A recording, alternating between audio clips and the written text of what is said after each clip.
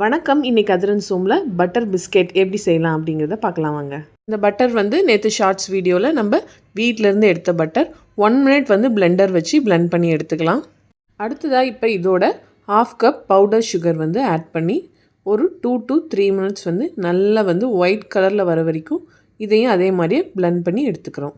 இப்போ இதோட நம்ம 2 கப் அளவுக்கு மைதா வந்து சேர்த்து நல்லா வந்து மிக்ஸ் பண்ணி விடுறோம். சப்பாத்தி மாவு மாதிரி பிசையாமல் லைட்டாக வந்து சாஃப்டாக வந்து பிசைஞ்சு எடுத்துக்கிறோம். இந்த அளவுக்கு.